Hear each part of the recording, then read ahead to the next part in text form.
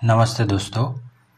तो आज हम फिर से वाइब्रेशन लिमिट के बारे में बात करेंगे, लेकिन आज हम थोड़ा डीप में एनालिसिस करेंगे।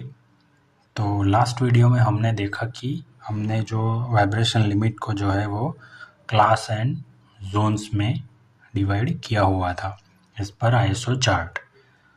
तो इस वीडियो में हम उसको ज़्यादा और क्लासिफाइड करेंगे और समझने की कोशिश करेंगे कि अलग अलग टाइप के जो मशीन्स है उसमें वाइब्रेशन लिमिट को कैसे डिफाइन किया जाता है।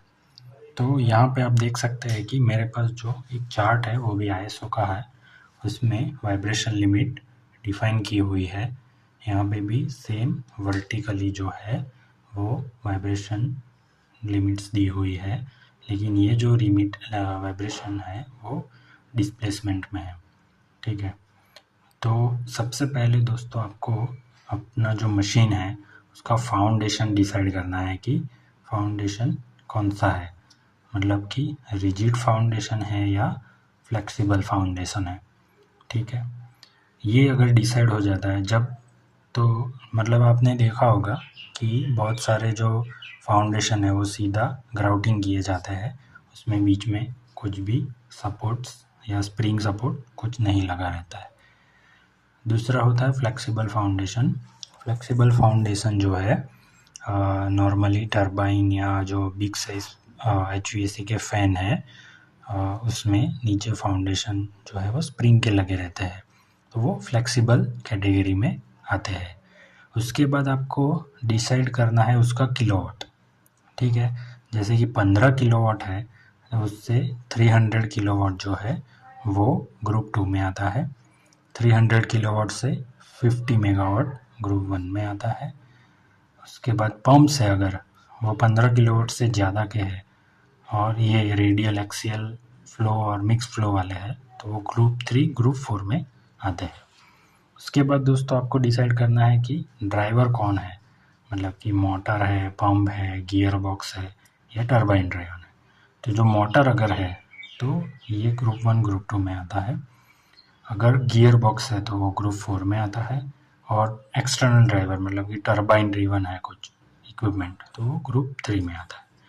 उसके बाद आपको अगर मोटर है तो मोटर का शाफ्ट डिसाइड करना है कि वो कितना mm का है, मतलब कि ऑलरेडी दिया रहता है, आपको देखना है कि वो कौन सी रेंज में है, 160 से 350 mm तक है या फिर 315 से ज़्यादा है। अगर ये 315 से ज़्यादा है तो ग्रुप 1 में आता है, और 160 से 315 के बीच में है तो ग्रुप 2 में आता है। उसके बाद आपको डिसाइड करना है कि आपका जो मशीन है वो नया है, मतलब इंस्टॉलेशन जस्ट हुआ है या फिर लॉन्ग टाइम से ऑपरेशन में है।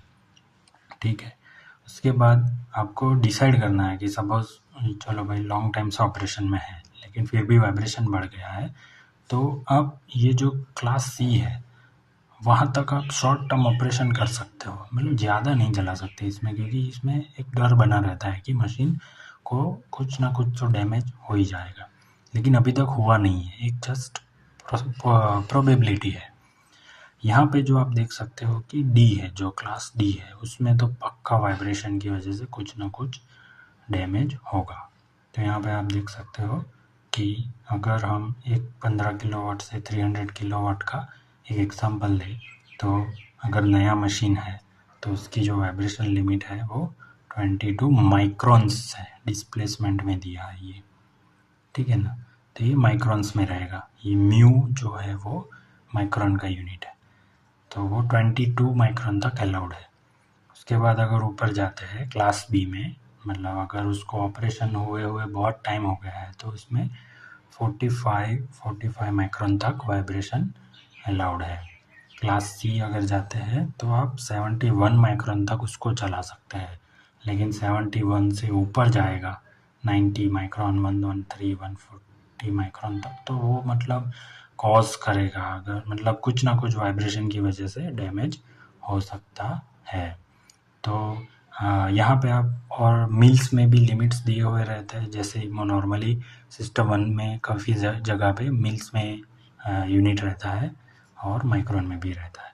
तो इस तरह से आईएसओ ने जो है हमारा काम बहुत आसान कर दिया है, उसको बहुत सारे ग्रुप्स एंड में बाइफरकेशन करके हमको फिक्स एक डिसाइड करने का वो रहता है, गाइडेंस रहता है कि हम हमारे मशीन की जो वाइब्रेशन लिमिट है वो डिसाइड कर सकते हैं।